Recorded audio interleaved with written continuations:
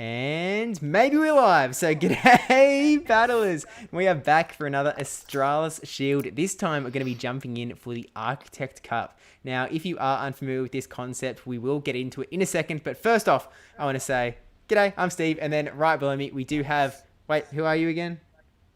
Fishy Legs too. That's right. That's right. I forgot. Oh, wait, it's right on the screen. I can read it right there. But hey, how's There it you go. going? Good, man. Good. I'm excited to watch these battles tonight. It's going to be great. Yeah, for sure. And we'll have plenty more time to talk as we go. We're jumping pretty soon straight into the action. But essentially, the concept of the Australis Shield is every month, some of the best battlers from around the country are thrown into the ring together to take on the brand new Silph Arena meta to fight and get their name onto the Australis Shield in a single elimination format. Now, Fishy Legs, you may have gone through this gauntlet once before. I think I might be able to see your name on that shield right over there. Is that correct?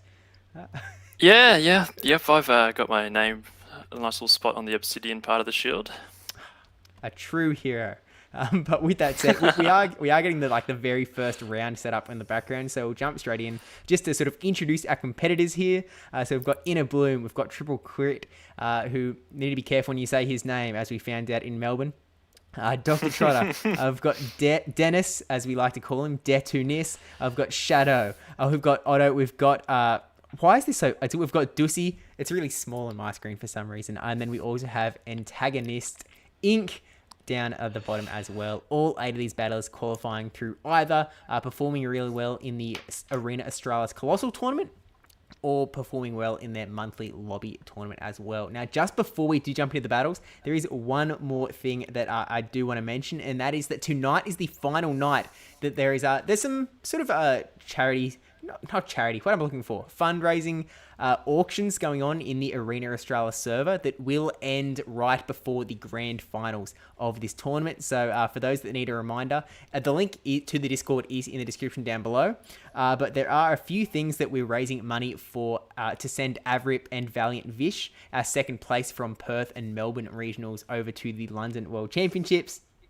With those little fun extras being one, including this case that Bennett has created that has the Arena Australis Season 4 on the outside and has the full set of, whoopsies, I hit the wrong button, has the full set of, click, of Arena badges from this season on the inside that is 3D printed and look really nice in there. So that is one auction going on. Another auction is this lovely Arena Australis hoodie being auctioned off by Bamboss, modeled by Bamboss here, looking absolutely stunning as always. And then, of course, we also there is an auction for a coaching session with Avrip. So all of that, you can find more info in the Discord server down below. But with that said, I think that we're getting pretty close to jumping into the battles here. So what we're going to do is we're going to jump straight over to the screen where we can start taking a look at their teams and get them all set up for the battles. And if you have any other questions about the auction and stuff, hit up Bamboss in the Discord as well. Okay, Fishy Legs. We've got Antagonistic's team on the left. We have Inner Bloom's team on the right. What are you seeing straight away with that purple square behind them signifying Shadow Breakers? Well, looking at this meta, we obviously know that Drapion is always going to be strong. We've got the normal variant on Antag's side, and Inner Bloom's brought in the Shadow Drapion, which is an interesting point of difference. The other thing that stands out to me on Inner Bloom's team is that Kanto Sandslash, which I think has really good coverage moves against this meta. But it'll be interesting to see how it goes up against the double water team in Antag's side. The other thing that is worth noting is both players here have normal cast form. And there's a few variety of moves you can run with this. You got Rock Weather Ball, Normal Weather Ball, Hurricane, Energy Ball, just all the types of different balls you could throw in Pokemon, really. And yeah, I think it's going to be pretty close here, to be honest. Like, there's no real standout advantage that I can tell. Shadow Beedrill is a high skill mon, but I think Inderbloom has what it takes to pull it off as well. Definitely some tough teams. You're just muted there, mate. I can't quite hear you. Sorry, I was muted. So I've been seeing that's just revenge for the last time when I muted you for 5 minutes. Yes. But we're seeing a bit of a crawl towards teams that have both Drapion and Muck on them as the meta's progressing. Yeah. And I think that really does provide an opportunity for Beedrill to perform really well, especially that Shadow Beedrill, because there aren't that many Pokemon that have access to ground moves that are doing that super effective damage to both. So I think that by bringing Beedrill, having access to that pretty quick and hard-hitting drill run, it really can do a lot of work for you. And I think Inner Bloom has probably found some luck in landing against a team like Antags here that has that double poison line. Absolutely. Yeah, for sure. I think there isn't really much there that's going to pressure that Beedrill for sure. I mean, Rock-type Weather Bolt might be coming in clutch here for Antag, but we'll have to sort of see how he decides he wants to build around this Beedrill for sure. Yeah, I guess there's not much of a sort of protection from that Beedrill. Like you said, there isn't really a hard check to it. Like I guess you can run Melodic that is relatively bulky and can get the Surfs and Dragon Tails off, but it's not going to do fantastic. I think ideally you would prefer to have... I mean, this is where a Pokemon like Pelipper really does shine with that flying typing, or even something like Golbat, just to sort of wall off that Beedrill and protect, especially a double poison line, a little bit more. But you might be right, the Castform may be able to do the trick there. And there's not really like... The only thing that Castform hates to see, I suppose, is the Malamar, because it does have access to that superpower. I guess nothing else is a hard counter to Castform, which is good. I'd say Drapion's going to give it a fair run because you've only got that Rock-type Weather Ball, because typically we're running Energy Ball on Castform here for that grass coverage. So I think Drapion can be pretty safe into it too. And those crunches really hurt, especially from a Shadow. Sure. Actually, we do have one slight update from the battle that is getting started in the background, in that we are getting that classic glitch problem that seems to be so rampant at the moment. In one person sends the battle request and the other person just is not receiving it. So one of them, they'll have to restart the app, do the whole song and dance. As much as we are very grateful to Niantic for the game being fixed in the sense of sneaks and denies, it works beautifully in that sense. Most of the time, it's not quite fixed in the invite regard, so they're just going the other way and sending invite back and forth. But I'm going to put you on the spot again. I'm pretty sure I did this last time to you as well, but we've got to predict some leads from both Antag and Inner Bloom going into this one. Now, I'm actually going to go out on a limb and say that Beedrill is not going to be in a lead for Inner Bloom. He's going to keep it in the back in case there is an ABB line with the double poison in the back. So instead, he's going to bring out the Shadow Gyarados from the get-go. Yeah, Shadow Gary lead does look possible. I wouldn't be surprised to see a Poliwrath lead from Antag's side. I think it's got a fair bit of neutral play here. And yeah, I'd almost predicting going off against your prediction, I'd go Beedrill Double Dark from Inner Bloom. That's my Game 1 prediction. Yeah, I mean, both entirely are reliable, but we are jumping into it, and we've got the Malamar coming into the Drapion, so we were wrong on all counts here. But this is a pretty decent spot for the Malamar, where Drapion can't do anything too big to Malamar, while Malamar has the chance to farm up to 2 superpowers, and then throw one or both before sort of getting out of dodge and doing some big damage. The only bonus here that Drapion has is that it's really resisting those Psycho Cuts, and it's super spammy, so the bait potential is also in Antag's favour. We see a superpower coming through here. Does it get a shield? Antag with the no shield there. That's done a lot of damage. Yeah, and I guess now that the superpower has debuffed the Malamar, this Aqua Tail would do a little bit more damage. So Inner Bloom deciding to shield up the Malamar before getting to this next one. Okay, farming up extra energy, really good with the counting here, making sure that Antag is not going to get another move off before this superpower gets thrown. Gets that next shield from Antag as well. So we'll see if there's a swap out here, and then, oh, what a catch. Oh, great catch. And it's, I feel like Antag's really on the back foot here now. He's sort of wasted that Aqua Tail's worth of energy. He shielded the wrong superpower, all those sorts of things. So now he's going to have to come in and really fight for this switch advantage if he wants a good chance at taking back control of this match. Yeah. Now, Inner Bloom's gone for quite a spicy moveset on the Drapion and brought in Sludge Bomb, which this antagonistic Poliwrath was not expecting at all. It's usually so happy to not have to shield anything from Drapion, with Aqua Tail and Crunch both being resisted. But that Sludge Bomb really does hurt from that Shadow Drapion for sure. So, and there goes the does dynamic take some hits, punch. but yeah, dynamic punch comes through and takes it out. Absolutely. So yeah, looking at Interbloom's team, he doesn't really have a solid answer for this the Poliwrath now, so he's going to have to really put this Malamar to work if he wants to get rid of it for his normal cast form that we saw there and back. Yeah, tried to count there, but unfortunately does get an Ice Punch CMP here. So Malamar does get the Dark Pulse off now. That is going to be enough to take the Poliwrath out, but we're going for the Undercharge. Ooh, So undercharge, no shield. Yeah, that's a good call there by Antag. He's stripped out straight away so he doesn't get farmed down. Try to deny that Malamar of getting too much energy advantage, but it's still, getting to that superpower. Yeah, and this is going to depend a little bit on what moveset the cast form is running in the back. And it is swapping in here, and we can see that it is the classic Rock Weather Ball Energy Ball. So if it can get the Energy Ball off, that's going to be, GG's good night to Melodic. But even Rock Weather Ball at this point, it's getting pretty low, so it is going to put that pressure on. And we can see that Antag is actually burning that shield here. Yeah, and it looks like he's going for the big move here. I didn't quite see what it was. Hyper Beam, I think that is. Is that a Hyper Beam?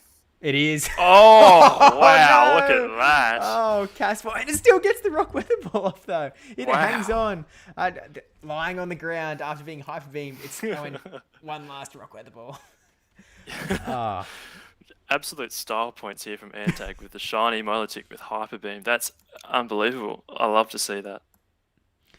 Yeah, well, look, Antag did get him the win there, so that's a brilliant start. One hashtag get beamed for the record books, and with this being a single elim format, it does mean that antagonistic only needs to win one more of these next two battles to progress on to the semi-finals in this format. So obviously, Poliwrath, as you sort of pointed out, didn't really have a hard check on Inner Bloom's side. So what do you think that maybe he has to do going into this next one? Well, I could see two options of either the Shadow Gyarados or the Shadow Beedrill coming in. Both have some pretty good neutral play up against this Poliwrath, with Beedrill maybe being slightly better, having the stab poison jabs instead of maybe the Dragon Breath or Dragon Tail that Gyarados might be running. So I wouldn't be surprised to see Antag switch it up and bring Frostlass to help counter the counter. Okay. I can definitely see that going well, especially with Frostlass being one of those Pokemon that even in this meta and every other meta that Frostlass is eligible in is able to put on a lot of pressure. And I think that the Architect Cup is one that really is, it's not fast move pressure dominated, it's charge move pressure dominated. And so a Pokemon like Frostlass really does fit right in, and you can really just look at Inner Bloom's team and see that there is nothing that wants to take a charge move from Frostlass. Either in not at all. Avalanche or a Shadow Ball, it's not a good time. Yeah, absolutely. I mean, even if you look at the counters that you got to Frostlass in the normal cast form and your Dark types, they still going to take a lot of damage from Avalanche, and then everything else sort of almost gets one shot by that Shadow Ball or Avalanche. All right, game 2, Poly lead into the Drapion. So this is a great lead for Antag. In a really good spot starting off with. See how Inner Bloom decides to react to this. Ooh. Instantly switching into the Beedrill. So here it is. Met by the Milotic. Okay, here we go. No Frostlass, but let's see how this plays out.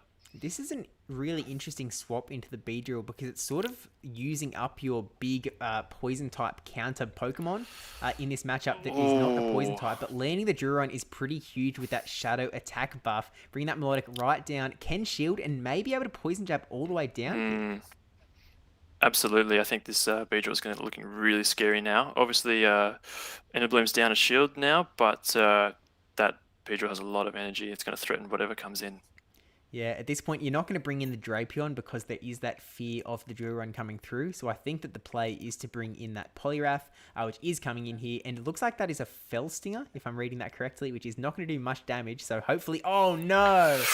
Oh, not the shield of the Fell Stinger. Oh no, X-Scissor. Okay, that's not as bad, but still, it's very... You never like shooting the bait. And yeah, looks like Antag can go straight Ice Punch here, which is really going to help threaten this Beedrill. Beedrill going down. Let's see what comes in. The Gyarados. Okay. Okay, and we see In a quick comes. swap into the Drapion as well. This is one of those matchups where, oh, actually, we see the swap into Drapion trying to catch the Crunch by the looks of things, but didn't go for it, and is now just able to throw this Aqua Tail. Not that the Crunch is a bad move to land onto a Drapion, but, you know, Aqua Tail, I think, is just a little nice. Yeah, it could have gone badly there if the Crunch went through and a defense debuff hit that Shadow Drapion. That could really put things on negative spin for Inner Bloom, but it's looking really close here. I'm not really sure where this is going to go. Luckily for Antag, he's not after fearing the Aqua Tail, only resisted moves coming from the opposing Drapion, but they still do so much damage. Yeah, I think that might have been the first time the Crunch was revealed from Inner Bloom's Drapion. I'm not certain. I think on you that, might be right. But he is fully aware of the moveset now, being that Crunch Sludge Bomb, which, if not in this match, can definitely help in the next one for sure. Yep. That Drapion does go down with the Gyarados coming in. Drapion's still a while away and charges up to the charge move and banking it in the back, so something that he's going to have to look out for. Yep. And this Poliwrath is kind of safe now. Nothing here is going to be super effective damage. It's all fast move pressure. Inner Bloom electing not to use his last shield, saving it with a hope that he can just, out damage this Poliwrath. Yeah, I mean, knowing that there is that charge move that's banked up in the back really does want to hang on to that so that he doesn't need to use it later on. But we've charged up to almost another back-to-back Aqua Tail here. I think that this is looking scary. This is going to be enough to take the Poliwrath out, and then just needs a couple more fast moves to get to the next one to throw with this Drapion. But I think Dragon Breath... wow. Is this going to carry... Oh, okay, there's no shield on Drapion's side, so yeah, this is going to be a GG's.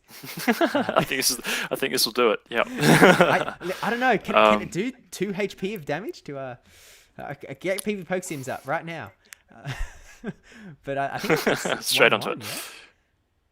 Yeah? 1-1 on. So going to game 3 in the first round already, it's looking really tight. Inner Bloom did really well to come back from a lead loss there with that Shadow B. So I wouldn't be surprised to see it again game 3. And yeah, I think that Poliwrath is here to stay. It has a lot of good play here, so it'll be a matter of alignment and once again, trying to commit that shield and switch advantage. Yeah, I mean, it's interesting that the Beedrill actually did quite a good job even not landing onto the Drapion or the Muck, which hasn't been used so far. Maybe there's a little more use case for Muck now that Gyarados has shown its face, but maybe not, because, I mean, Antag does have quite a few other things that can sort of take it on the chin a little bit, like Melodic, like Poliwrath. I'm not sure if we've seen the Aqua Tail Crunch moveset, but I think that we're going to assume that that one's at least stands, as in Antag hasn't seen Aqua Tail and Crunch, I don't think. Has seen Aqua Tail. I'm not sure if he's seen Crunch. No, I think we've probably seen both by now, but okay. Either way, you're going to assume that it's going to be Crunch, I think. Yeah. But I was just saying, you would probably assume that it's Aqua Tail Crunch on Drapion as well, so you never know. Yeah. Wow. In this particular fight. But regardless, and again, one thing that we probably should have mentioned as well for this tournament is they can TM between rounds, so maybe expect those things to change as we go. But going into this decisive game 3, we have the Shadow Beedrill into the Frostlass, which is a very interesting matchup, Fishy. Yeah, this is great actually for Antag, resisting those poison jabs. In comes the Shadow Drapion met by the Poliwrath. So instantly we've got a good lead win and a good counter swap here from Antag. It's going to be up to Inner Bloom to really fight for this switch advantage now. He's gone straight for the Sludge Bomb, but Antag is burning the shield this time. Has seen that trick once before and doesn't want to get hit again, but able to get to the Dynamic Punch then. Just going to let this go through. Not going to be enough to KO the Drapion, even with that Shadow defense drop, but it's pretty close, and a couple more Mud Shots is probably going to do the job. Ooh, we get a Crunch off. Yeah, and it'll be hopefully Antag's on his counts. He hasn't shielded, which is a good sign, which means he can now threaten that Beedrill should it come back in with an Ice Punch or two. No defense drop, unfortunately, for Inner Bloom. But yeah, he's going to really put the hurt on because it's a Shadow Beedrill. Beedrill already a pretty squishy Pokemon, but the Shadow just makes it that 20% more squishy, bringing it down to probably does about 40% of its health. But now all it's going to need is an Exeter to take this out. And Inner Bloom actually making the interesting decision to let some more damage come through in favor of getting extra farm on this Beedrill for later. Yeah, I think he's predicting that perhaps there's something that's going to be weak to Beedrill on the back, and this Drill Run coming through now into the Frostlass is going to do a lot of damage. We see no shield. That goes through, and that is going to do a lot of damage, bring it right down. And then a quick swap into the Gyarados, trying to take this Frostlass out before a charge move potentially, but no, just going to burn the shield on the Avalanche and then farm down. Yeah, if I'm not mistaken, Innerbloom's gone for the 2-shield Gary in the backstrat this round. Let's see if it pays off for him. We've got Castform in the back, so this has the potential, with those rock weather balls to put a lot of hurt on this Gyarados if he's not expecting it. Yeah, you're definitely right. I mean, Castform actually charging all the way up to the grass energy ball, which is interesting. Going for the Aqua Tail instead of the Crunch first up, just to get that shield out of Antag. But now I'm half expecting to see this Crunch come through and hope that rolling a 30% chance dice of getting that debuff. Absolutely. And we see that does a lot of damage. No debuff by the look of it, but this Castform's going to want to hope it can KO a Gyarados with one charge move here because it's looking real dicey real quick. Yeah, it does have a little bit of energy on the back, so I think that this is probably enough to take out the Gyarados just because of the shadow. And it looks like it is just barely able to get there. And now it is Beedrill versus Castform. Quite a little fast move race. Takes out the Castform, and then we have that little bit of Poliwrath in the back. Oh, and simultaneous KO. Oh, we're going to a game 4. Game 4, unreal. That was such a close game. Inderbloom really fighting hard here. Like, he lost pretty much almost a triple hard counter line there, and he's managed to pull off a draw, which is unreal. Yeah, was able to try to get the one move into Drapion. Ended up bringing in the Gyarados at a time that was pretty critical. I think that Antag's Castform really did come out at a really great moment there to try and be that counter to Gyarados. Maybe could have thrown that thrown a little bit earlier to take a little bit less damage. When you get to those tie scenarios, it is a case where one single HP may have made a difference between that full game being a win or a loss. But it's hard to stress the fact that I guess another case where IVs don't matter until they do. Yeah, absolutely. It'd be interesting to know whether Antag's Castform is XL or not, because they can get up to level 42 or 3, and that extra bulk could have made a difference there. Yeah, but then on the other side of it, maybe you do just a couple less damage from the Rock Weather Ball, and then the Gyarados survives. It gets one extra Dragon Breath through, and then you would end up losing that battle. It's so hard to know exactly how this game is going to go when there are those over 4,000 IV combinations you can end up with on every single Pokemon. All sorts of move options. It's a game that really does take a lot of time to master. And I think that, Innerbloom is currently the #1 on the Australian leaderboards. So I think that he's certainly got some knowledge behind him, at least, that we did get to see in Melbourne as well. Looks like we've got one team locked in here, just waiting for this other team. And we are going in for the now decisive Game 4 Fishy. This is coming down to the wire. Round 1 already going to Game 4.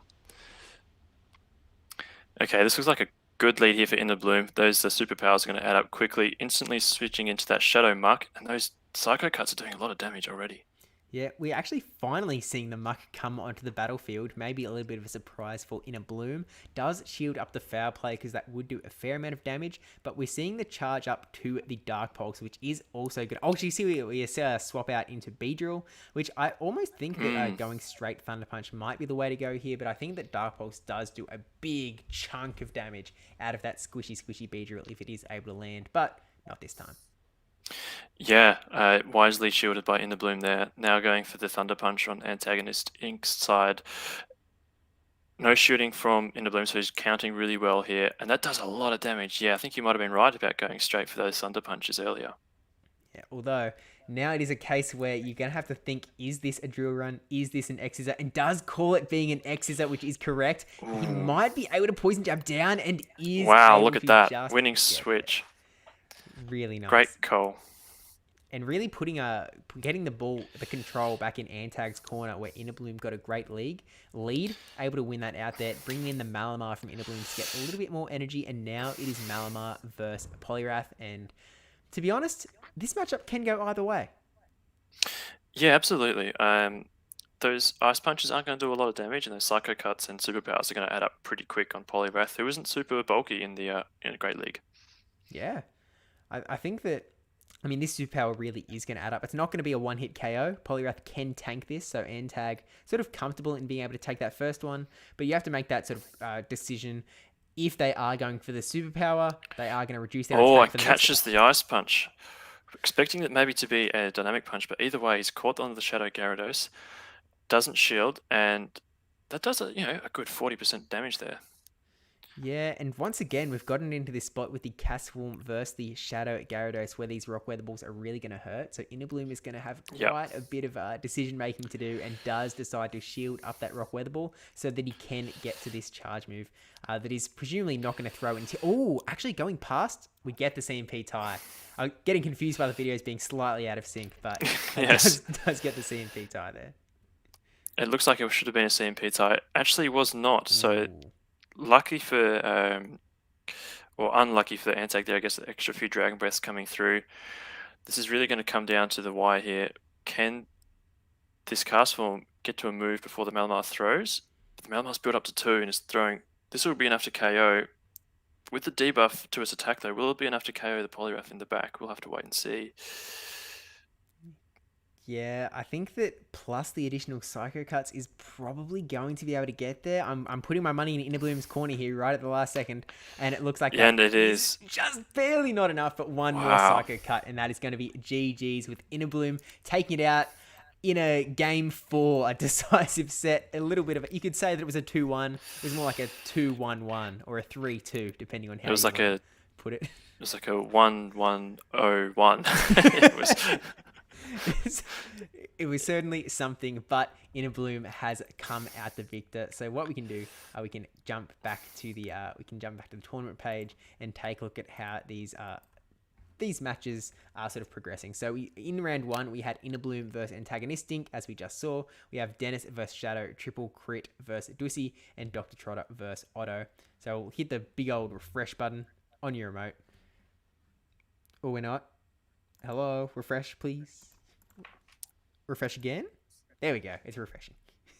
Okay, and we've got the results coming through already. All right. Okay, so we've got everything coming through. We just saw Innerbloom take out the 2-0. We've also got Dennis taking out the match up against Shadow with a 2-1. We've got Triple Crit landing the 3-0 against Dussy. Really strong there. And Otto getting the 2-1 against our friend Dr. Trotter.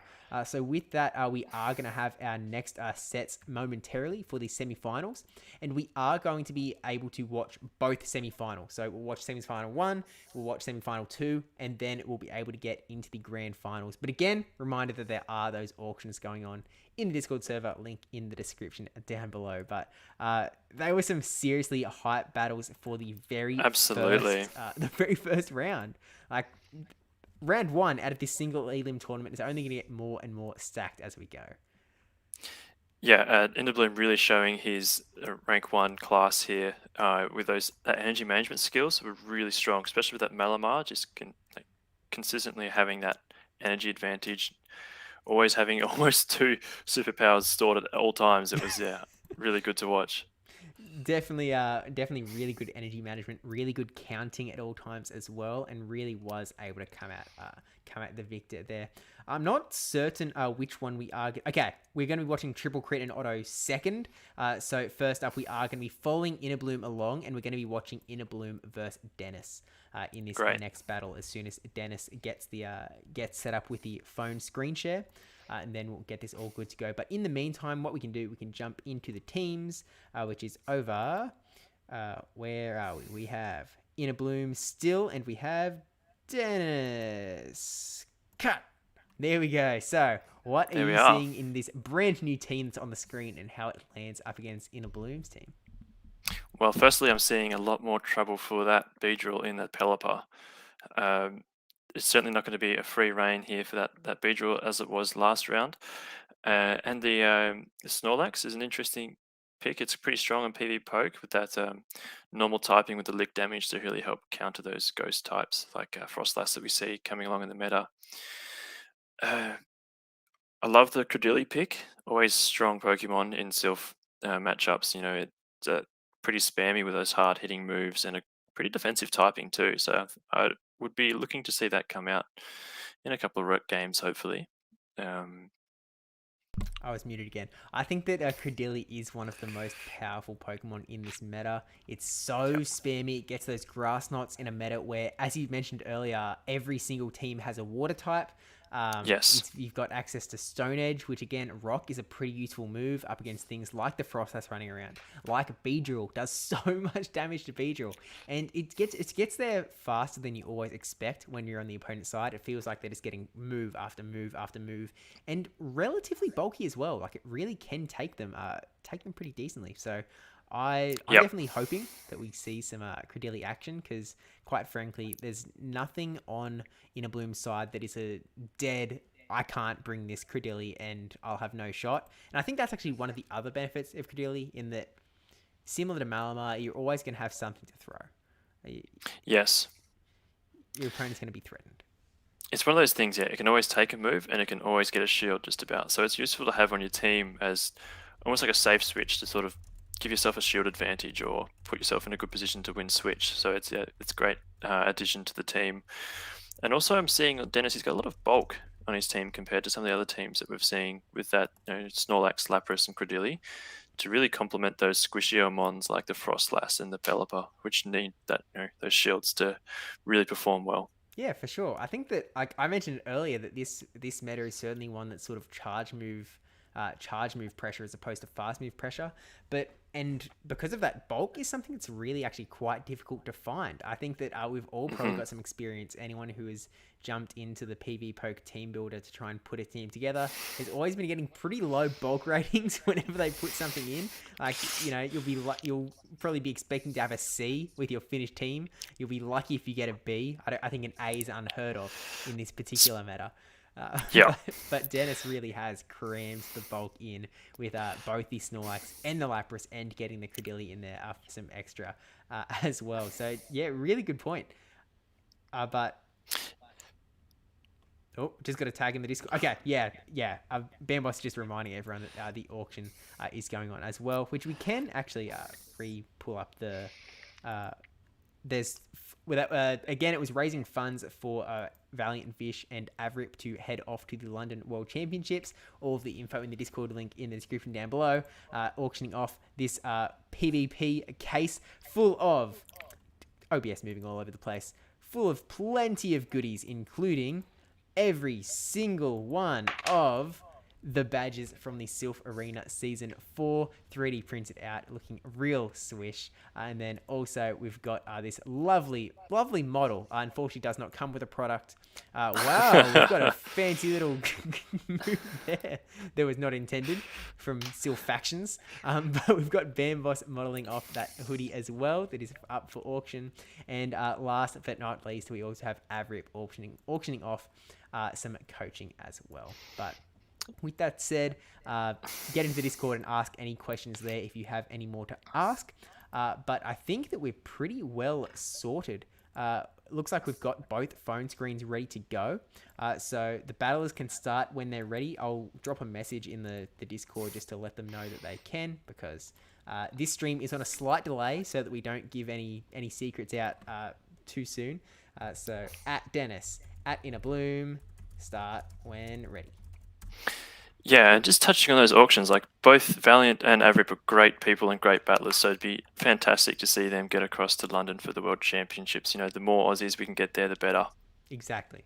And it was so, like, being in the Melbourne environment myself, it was seriously so fun to watch. And I think that it's an experience that is really, it's unique, I think, to the Pokemon Go scene, in that we haven't really had that sort of environment before. Even through the Silph Arena, it hasn't been this, like, going to, I guess actually some people did get that experience. I mean, Dr. Trotter, after winning regionals, was able to travel to Santiago, as was Bamboss, and compete over in the, I think they were called World Championships at the time, but this is sort of a brand new experience, and it would really be great to get that extra Australian representation in there with Avrip and Valiant Fish going, because they both are incredible battlers and definitely deserve a spot at that London World Championship. So hope to see them there in a month time. I think it's in August. I'm not sure what date it's in August, but yeah, that's coming up super quickly.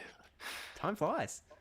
Yeah. But regardless, we've actually got both teams locked in for this semi-final match between Innerbloom and Dennis.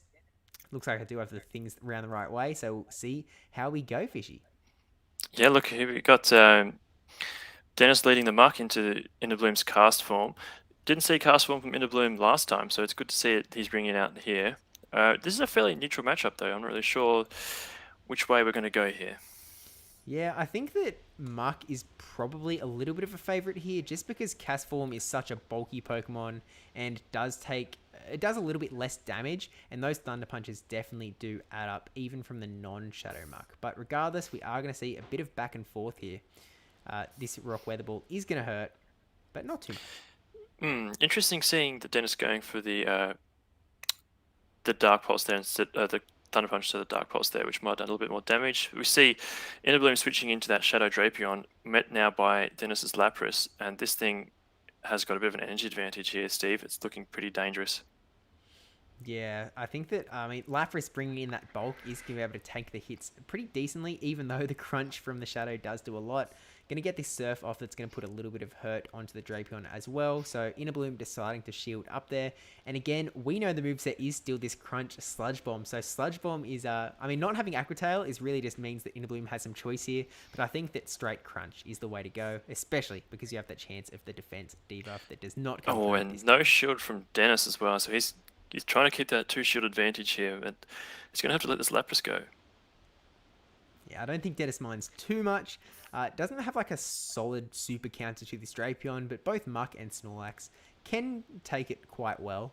Can take quite a few moves. Muck unfortunately doesn't have that dark typing like a lot of other poison types running around. Oh, we see a catch of the Thunder Punch onto Malamar. Wow. I was hoping, and I wouldn't have been hoping it was a Dark Pulse, so I guess just taking on the chin. Yeah, take on the chin, save that Drapion for whatever might be in back. And we now see the Snorlax coming in with those neutral licks, but it has to be careful of the superpower coming in here. Yeah, I think that Malamar definitely does outpace the Snorlax, so I would expect Innerbloom to charge up that back-to-back superpower as we saw him do before and do a similar strategy. Oh, actually going for the foul play first up to try and get a shield out of Dennis. I really love this strategy, but Dennis not shielding. Dennis Wow. the Menace, no shields here. He's going for that 2-shield flex almost by the looks of it. He's almost there. This Body Slam is going to force that shield out of Innerbloom so that Innerbloom can get his own charge move off. I think Innerbloom was maybe trying to fire that off just before the Snorlax got its move off, but Lick's a very difficult thing to actually count efficiently. So Absolutely. Superpower now going through. And Dennis still no not shielding realizing again. that the shield button works. So I might for telling these not to use shields in the shield. Oh, there we go. Cup. We've got one shield from Dennis in play and is now, I think, going to go for a one quick move and down goes the Malamar. We've got this Drapion coming back in, but Muck is already at a charge move. I'm not sure if that was an over farm or if that was an intentional intent to use the shield here. No shield! No shield. Now, I think he was expecting there to be an Aqua Tail bait there, and he's just let that Muck go. So yeah, that moveset of Crunch and Sludge Bomb paying off here. Yeah, but even if it was the Aqua Tail Crunch set, would obviously still have access to that Crunch. And I feel like, I guess there was still a Cast Form hanging around, so maybe it was hoping to... I'm not sure. It was hoping that it was an Aqua Tail, hold on to the shield for Cast Form, and then get enough energy so that you could throw sort of back-to-back-ish, but really unfortunate for Dennis for sure. Yeah. Definitely needs to sort of work around that going into game 2.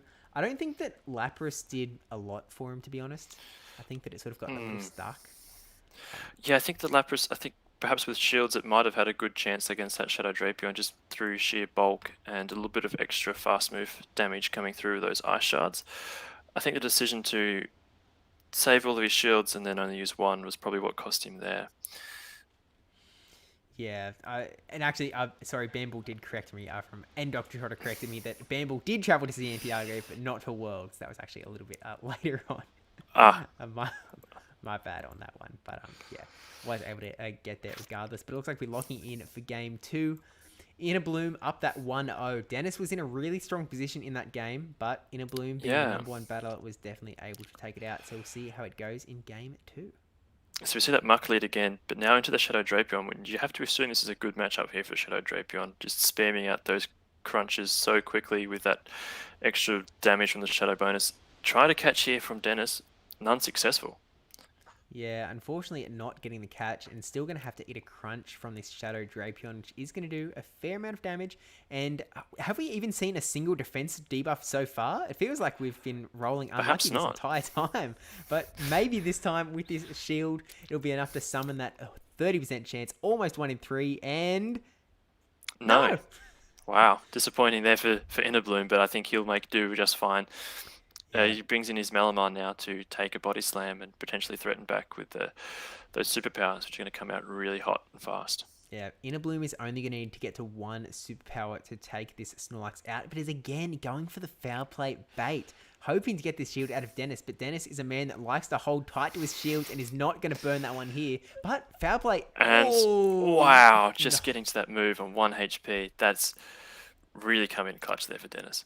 Yeah, I think Innerbloom was definitely hoping to take that Snorlax out. So a little bit unfortunate. And now this Malamar not going to be as oppressive of a force up against this Muck that is coming in. But still going to have 1 charge move to throw. Yeah, it'll be interesting to see whether Dennis here decides to save his shields and try just to farm down. Which he looks like he has done. So he should be able to get this Malamar all the way down before another move comes through. And then threaten either a Dark Pulse or a Thunder into whatever is in the back line for Innerbloom. But he's still up 2 shields, so it is looking quite threatening. Yeah, and looking at the Dennis bringing in that Lapras in the back again, I'm a little bit worried for it because both Drapion and Castform that Innerbloom has in the back are not really Lapras's favourite friend. So a little bit worried that Muck is going to be very important. So swapping into the Lapras now and we get the counter swap into Castform. This is going to be a little rough for the Lapras. Absolutely. I mean, especially now that Castform can guarantee a sneak of a Hex each time, it's just going to be able to spam out those Rock Weather Balls for super effective damage, without any much hesitation here. And either move he throws is going to be super effective. Dennis has to decide whether he wants to shield or let this Lapras sort of tank whatever's going to come through here. And the Energy Ball comes through. That does a lot of damage. Already at another Rock Weather as well. So this Castform really putting in the work. Yeah, really unfortunate for Dennis. He's able to hold on with this Lapras being such a bulky Pokemon, but I think that Castform is up to this the back-to-back Weather Ball at the same time as this Lapras being able to get its off. So Dennis needing to decide to shield so that he can get the Surf off. He's just going to be mad tapping if it hasn't CMP registered. Okay, it was CMP, so he's at least going to be able to try and get this last shield out of Innerbloom, which he is before throwing this next Rock Weather Ball that will take Lapras out. But has a chance to farm up a little extra energy? No, not going to go for it. Just going to go straight for the Rock Weather Ball. Yeah, and Innerbloom with that great overfarm that he's done previously will now be able to threaten another move onto that Muck when it comes back in. Little bit I'm not sure if there was mutual lag there at the start, but it's definitely caught up by now. And unfortunately, was trying to poison jab down so that he could just throw at the Drapion that was in the back, but that Weather Ball is going to come in early. Is able to survive. Hang on. Throws the Thunder Punch on the Drapion. Maybe Dennis has this. This is going to be close. He might still have a chance here. This Thunder Punch is going to take the Drapion out. Absolutely. If you see that come through, and now the... Wow. Yeah, the Castform Hex all the way down. Dennis coming back and making this a 1-1 scenario. Really well played. Yeah, that was a great game. Really, really tight. I'll be honest, I mean, I think it was pretty clear, but I was counting Dennis out a little bit early there, potentially. I really thought that it was Innerbloom's game, but Dennis seriously able to take it out by getting that energy up on the Muck, being able to tank that move from the Castform, farm down, and then get enough energy to throw that Thunder Punch, while Innerbloom didn't have the energy stocked up on the Drapion. Really was sort of just able to come away with it just with the slightest little bit of health, which... Yes, all you need. Muck is one of those great core breakers in this meta where it has that unique moveset of Thunder Punch and Dark Pulse, where it can just about hit everything on the team, his opposing team for neutral. So yeah, with energy advantage, it can be quite scary. For sure. And I think it's, I mean, that's a little bit of the case for like everything in this meta. Everything is so scary once it has that energy advantage. And I think that Dennis has really leaned into his strategy of sort of, by running these bulky Pokemon, he doesn't have to shield as much, even though that spam is coming through. So the Lapras even though like it took a super effective energy ball, which he doesn't love to take, it was able to take it on the chin and then get to that Yeah. surf to be able to get that last shield out of the cast form. So still able to do a little bit with that bulk. I mean, Snorlax also was able to take that Dark Pulse and get that 1 HP move off that really, like, if that didn't work out for Dennis, I think that the game would have gone in a very different fashion there. But with a 1-1 score, we're going into a decisive game 3, Fishy. Absolutely. Now we see the Pelipper in on the Malamar. This is another neutral matchup. The quite spammy Pelipper is going to be able to put out some weather balls pretty quick, but it doesn't really like to take those foul plays in return. They do almost 50% of the health. Yeah, Pelipper, a very squishy Pokemon that takes a lot of damage as much as it's able to threaten pretty much everything with the ability to throw those big hurricanes and the spammy weather balls. But gonna let this first foul play go. Dennis, knowing that his flying trash can is going to be able to take that first move before going for the big old hurricane, trying to get it, and there's no shield from No shield. Bloom. Wow, Oh, look at that. devastating. Bye-bye, Malamar. Catch you next week, mate. Yeah, it was really unfortunate. So now there's a decision of what to bring in, and decides to bring in that Drapion. Try and go straight for that crunch. No Aqua Tail here, so not quite as spammy. This Pelipper is able to get this Weather Ball off to try and just whittle this Drapion down before it gets a move. Yeah, interesting choice to come with the Drapion here, not the cast form with those super effective rock weather balls, but maybe perhaps predicting Lapras in the back here. Yeah, which is a very fair call. I think that we've definitely seen a lot of Lapras from Dennis. Dennis even holding on to it going into game 2 after it didn't do too much for him in game 1. And Drapion able to get a little bit of an energy advantage from the situation as well. So now able to put a lot of hurt onto this Muk. 1 crunch, 2 crunch, getting the shields out of Dennis finally. And now it is a 2-0 shield advantage for Inner Bloom that he has to play with the cast form in the back. Yes, absolutely. But we are seeing that this Muk is loading all this energy up to threaten all the shields remaining here on Inner Bloom's side. So it's going to come down to a bit of who outbulks who here at the end. Yeah, for sure. And this Thunder Punch is going to do a fair amount of damage, but no shield from Inner Bloom. Inner Bloom recognizing that can tank the Thunder Punch. There's probably other scarier moves out there. Decides to actually shield this one, thinking that it's going to be the Dark Pulse. So he's actually called it completely correctly there. Read Dennis like a book and not throwing the energy ball. Maybe that was a good catch, an attempted catch from Dennis. But yeah. Either way, he's now forced that cast form to use energy into that Pelipper, and is safe to bring in that Snorlax now to potentially build up to 2 back-to-back superpowers and just an attempt to get rid of this cast form and finish this matchup. Yeah, I think that the back-to-back will be enough, and will definitely be able to tank this energy ball. Certainly better than the Lapras could with it only being neutral. Look at how much it just takes that on the chin. Does get the defense debuff from the energy ball. I want to say that's only a 10% chance, so really lucky, and maybe keeps Inner Bloom in it to win it here. But shields up the Body Slam, which does mean that there is going to be a superpower coming in the not too distant future. So really just has to hope that this Snorlax is going to be able to take this Rock Weather Ball and potentially even another one quite easily. Yep, definitely looks like it can take another one there, and those hexes aren't going to add up much here at all. So it looks really like it's in Dennis's favor now. Yeah, can he go for this Body Slam just to get that damage off as early as possible, and throwing into Muk to try and catch the move, but no, not quite a catch, but has to throw this energy or else the Muk was going to take that cast form out. So down goes the Muk, and with that, in comes back the Snorlax. Not quite able to lick down this cast form, so we're going to see a Rock Weather Ball here, and it's going to be a question of whether this is enough. I think that clearing that defense debuff there has really saved Dennis' skin here, but not again. Oh, wow, really close. I thought we were about to head right towards another tied game and go into a game 4, but Dennis, just by the skin of his teeth, able to knock Inner Bloom out and progress on to the grand final. So they're really tight 2-1. Really, really solid plays, and really huge credit to Dennis for running quite a unique strategy by running that bulk. Yeah, absolutely. He's managed just by pure bulk to turn around a few of those games there where we looked like Inner Bloom had the advantage. He had energies, he had shield, but just unable to put any pressure back with such a bulky Pokemon like Snorlax. No, yeah, you're absolutely right. I think that And I think it was a good pivot to move, really sort of leaning into Snorlax a little bit more than leaning into the Lapras. I think that really did work out for Dennis quite well, with Snorlax sort of working quite effectively against pretty much a lot of Inner Bloom's team. Unfortunately, we didn't get to see Kanto Sandslash get a proper run.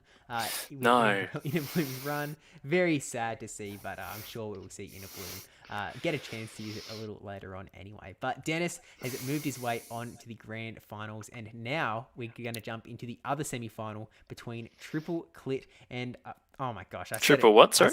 Oh no, okay. So context for everyone who is not at Melbourne. The lovely Play Pokemon people.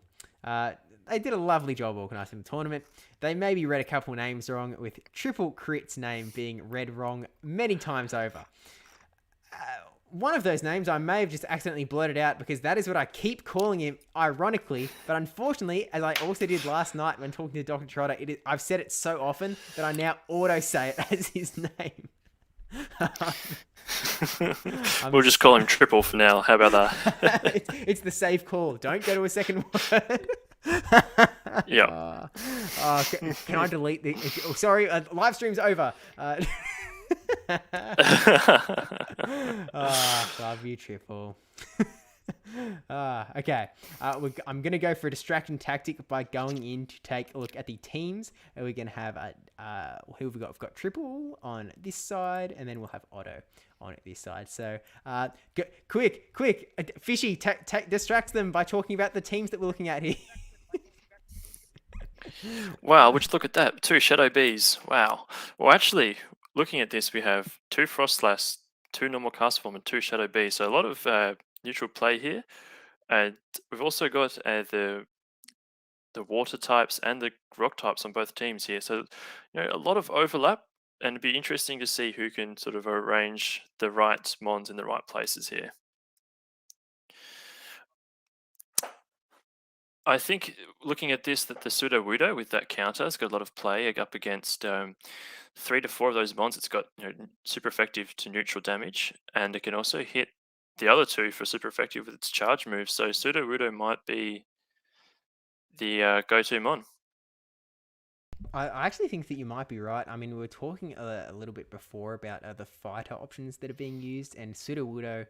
I think Sudowoodo was an early sort of favoured pick in this meta, but I think that it really quickly dropped off, because I think that lots of people were sort of too scared by all of the Drapions that were running around with a lot of that sort of water damage that is really able to do quite a bit of damage to it when you've got this sort of like fighter role that you want to be countering that sort of thing.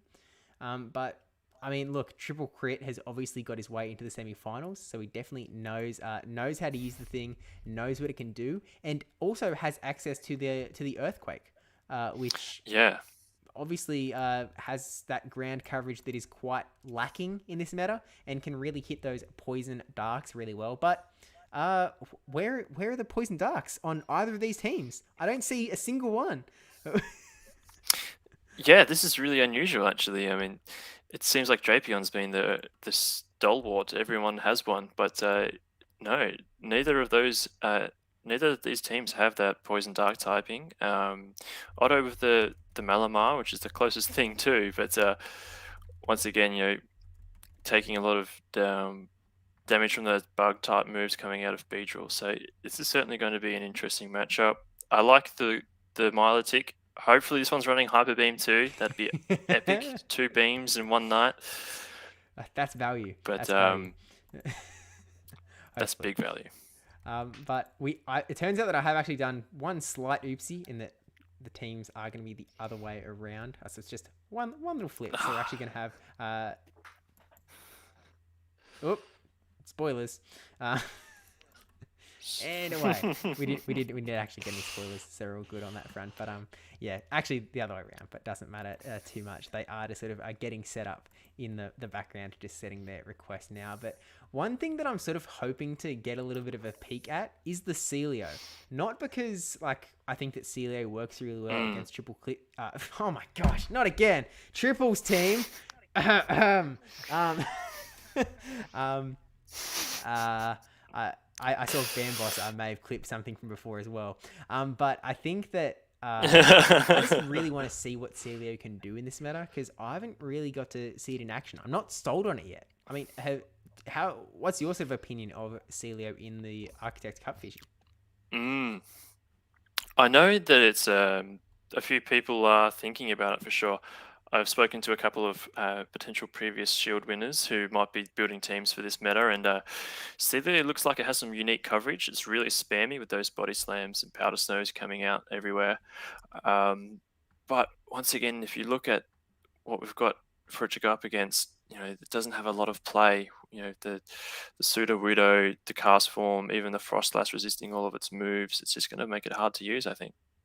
Yeah, I think that you are right, which is a little bit unfortunate, but it is the way of the world. Inner Bloom has actually popped back into the chat to say, why did no one tell me I should go straight Weatherball versus Lapras with cast form like it is early in month? And that is what's really one of the big strengths of this tournament format, is that it sort of gives everyone a chance to get an early idea about what is going on in the meta, an early idea about what is going on in the Architect Cup, especially when Australia and New Zealand's two regionals are coming up later on in this month. So looks like we are Absolutely about to get started here.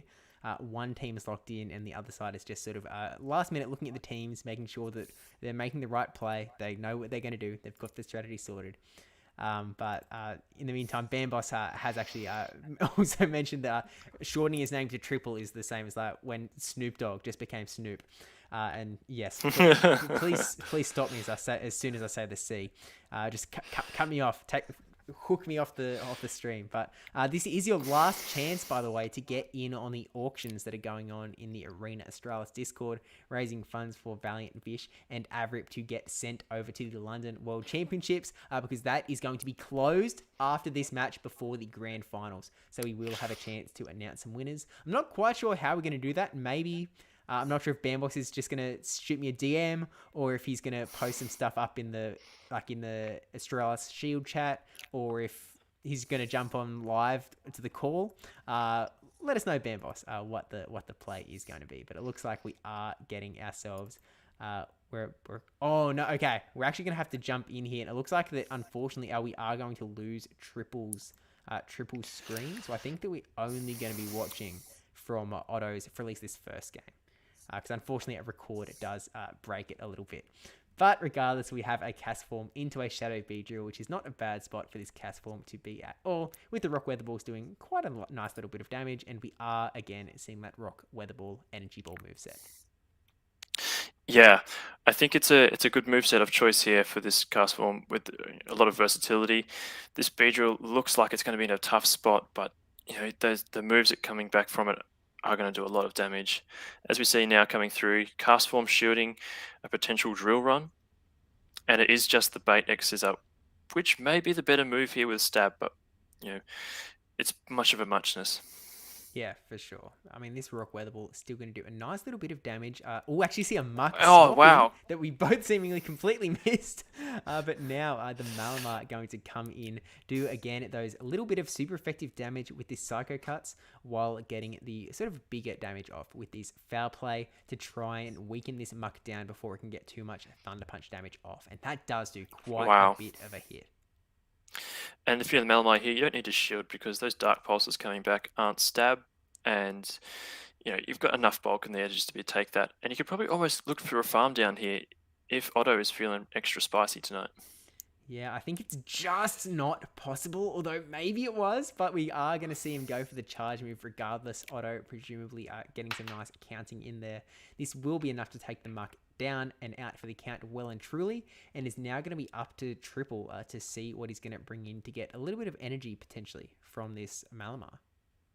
Yeah, this Malamar is really in farm down range now. Here comes the B, which is going to do a great job of doing just that. Be interesting to see what Otto just decides to do here. Does he bring the Celio in, or is he coming back in with that cast form to fire off more of those spammy Rock Weathers? Yeah, I mean, I am definitely quite glad to see the Celio out on the field blubbering away, just going for those powder snows and the body slam spam action, but is going to take a fair bit of damage from that drill run from the Shadow Beedrill. Not going to be able to tank another one of those alongside these poison jabs. So, oh my gosh, and catching the move as well, and we're seeing the no bubble, trying to just go, oh man. That's a face palm and a half, that one. That's really unfortunate. I mean, body slam, like, that did about as much damage as if they went full bubbles on the body slam against the Frost Just Blast. about. But the cast form coming in to do the super effective damage with the rock weather balls as well, bringing it right down. And unfortunately, Frostless is going to get to those moves pretty fast now.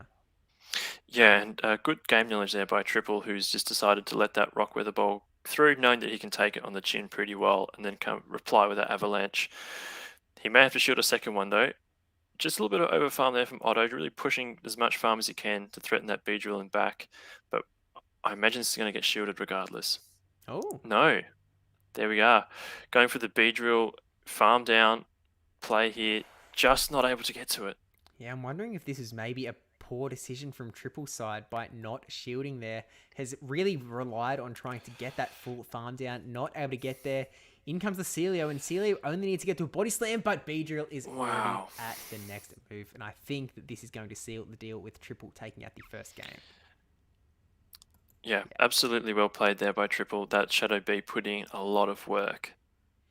Yeah, and look, I hate to say it, but Celio is maybe a little bit out of place. As much as I have so much love for Otto by running the Celio there, I don't think that it really stands up very well up against Triple's team. And that definitely, getting that body slam caught into the Frostlass really was just a bit of a kick in the guts. Not like, I'm not sure if it was the game-defining decision, the game-defining move, but it hurts to see. And I think at that point, Otto was just like head in hands. Oh, absolutely, yeah. You know, it wouldn't have made a difference whether he bubbled that or not in that game. Yeah, we're talking about 5 HP here when that rock with the ball would have KO'd regardless at the end. Interesting to see how Otto decides to adjust. I don't think we're going to see that Celio coming back. Maybe it's Gradilli time. I'm really hoping so. But we could also see the Shadow B from both sides coming in, as it's just appears to be so oppressive. Yeah, I mean, both are definitely quite viable for sure. It is, again, a bit of an odd spot for Beedrill in that there aren't the Poison Darks running around, but there is that muck on the opposing team that is a little bit scary, so Beedrill definitely does have a bit of a role. And so I'd probably put my money a little bit more on the Beedrill as opposed to the Credilli, I think, going to this episode. Oh, looks like we are jumping in to game 2, though. Again, unfortunately, we're not going to have triple side. So we are just going to have to watch this left-hand side and wait for Triple to eventually lock in his team. Guesses in the chat as to how many seconds it's going to take for Triple to lock in. So 1, 2, 3, 4. But on Triple side, I mean, obviously that strategy worked quite well. Frostlass was a very nice little bit of a closer, but we'll see how it goes this time with Malamar into the Shadow Beedrill, which is not good for Otto.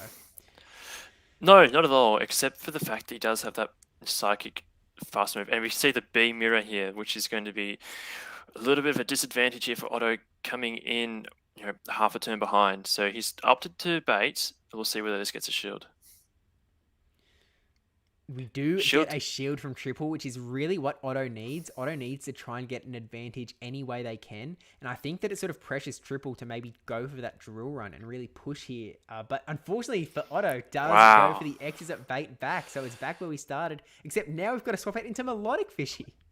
Yeah, that Melodic coming in, putting a lot of pressure on with those Dragon Tails. And doesn't have to shield a move here until it gets to, the Beedrill gets to a second one. No shields coming through, looking to farm down potentially here from Triple. Yeah, I think, we're not quite able to get to the X's of there. So yeah, really nice farm down from Triple with the Malamar coming in now. It's going to have to contend with something hurtful here, and I can only pray that it's a Hyper Beam, but no, it is just a Surf. Next time. But regardless, I think that Malamar now actually has to go for the charge move there if they didn't want to burn the shield. So he's going to burn the shield, Psycho Cut down, and then have quite a bit of energy to throw into the back against literally anything else on Triple's team that came in. Oh, I think that Beedrill might have some energy, so we'll have to see whether it comes back in to throw an X-Scissor.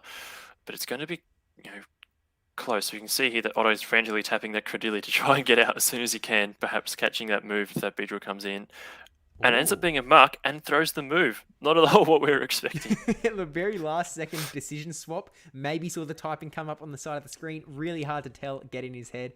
But regardless, going to swap into the Credilli and is getting the move from the Beedrill, which is a really nice performance there.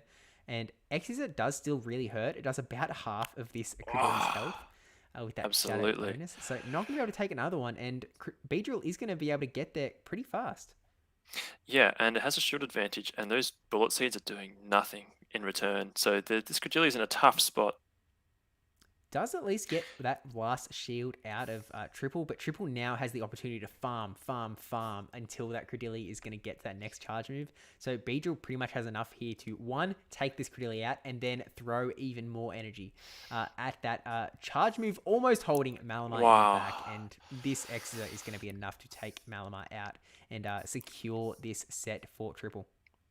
I reckon that Exeter probably takes out about 4 Malamars with that 4 times super effective shadow damage.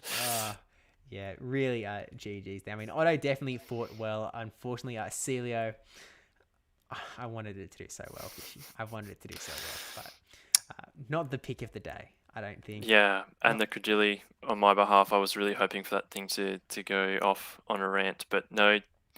The Triple able to keep both of those mons under check with that Shadow Beedrill, really showing how dangerous it can be when it gets its shield and energy advantage. Yeah, which does mean that Triple is going to be going ahead into the grand finals to take on Inner Bloom. So I think that they are the 2 top seeds, I believe, from this tournament that are going to be facing off. I believe that is correct. Yeah, Inner Bloom and Triple as the top 2 players finished actually last month at 252 and 253 global ranks, which is as neck as you could possibly be. So this is definitely going to be a little bit of a battle of the greats here. But before we get into those matches, we did have that one other thing that was going on in the Discord. Now, Bamboss in the chat did mention that he was going to be doing it he's going to make a post in the Discord. So I'm not sure where that is. Okay, we have the announcements of the auction winners. So first up, we have the auction winner for the PvP case. So I'll bring that all back on screen right now. We've got the inside, and fade. Okay, so this is the case here. Again, raising funds for Avrip and Valiant Vish to be sent over to London. This is the outside of the case, and then with the inside of the case, hosting all of the Silph Arena badges from this season. Really, really awesome put together by Bennett there, including shipping, I do believe. And that is going to be going to Misa76. So congratulations to Misa. Woo! For taking, gonna be getting this case shipped to their place very soon. So, you know, Misa, lovely human being, and really, really grateful for their support for sending us those Aussie battlers over to London. Next up, we have the wonderful hoodie modeled by such a handsome human being. I mean, oh, wouldn't we all like to look like this, man? Stunning, stunning man.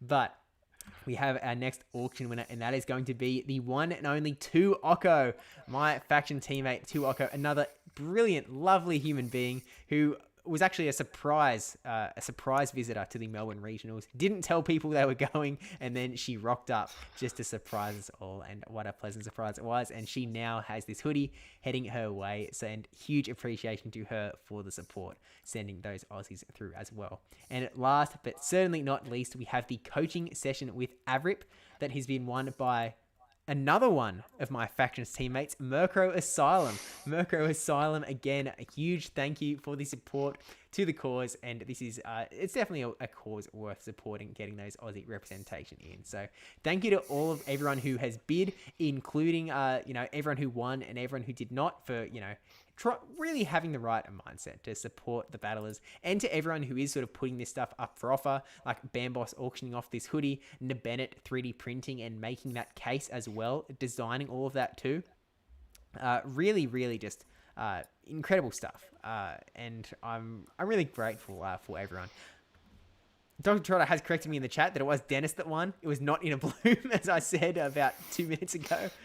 Thank you, Dr. Trotter. That is definitely correct. But yeah, huge shout out to everyone, and also thank you to Bamboss for running those auctions as well. But with all of that said, I think it is finally time for some grand final action. So it is going to be Dennis versus Triple fade in, and here we go. Here's the teams. Now, Fishy, we've seen these all before, but what are you sort of hoping that we might see? What are you expecting we might see as these two battlers face off in the grand finals of the final Australis Shield of the season?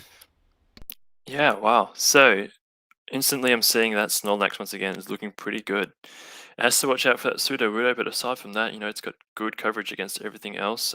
Even with the pseudo, it has that superpower for a bit of revenge damage there. Pelipper again looking decent. I mean, if you can dodge those rock type moves coming through, you can put a lot of pressure back on to a lot of those things that we're seeing on Triple's team.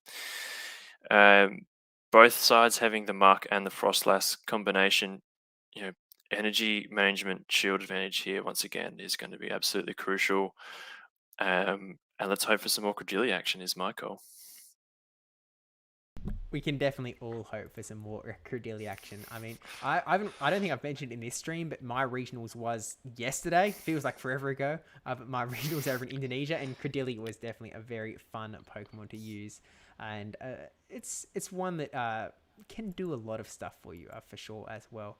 But at the moment, we are just waiting for the battlers to get set up in the voice chat. I've got Triple's recording still all good and set up. Actually, should let him know, Triple, please stop sharing and reshare, and don't use recording software at the same time because it breaks the thingamajiggy.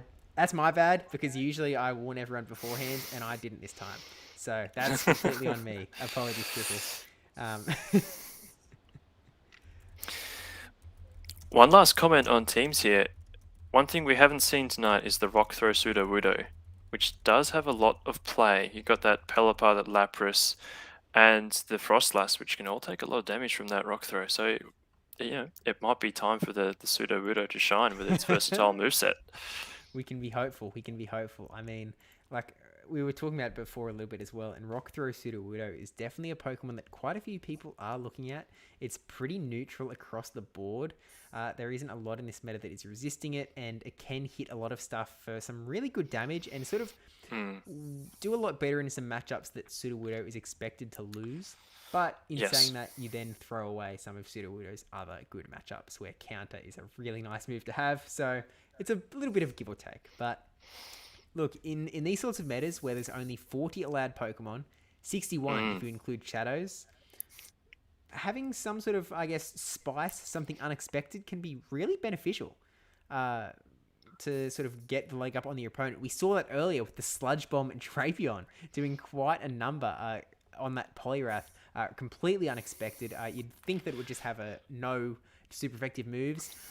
But I guess something in a similar vein is something that someone, Pav the Destroyer, used against me in a live stream about a week ago, which is Crunch Frostlass. Now, Crunch Frostlass may be unsuspecting at first, but Crunch is the same amount of energy as an Avalanche. So if you've got this Frostlass mirror, as we have two Frostlasses on both teams, you start off, you charge into the Avalanche, one person throws the move, and you go, oh, they must have threw early. Oopsie doops.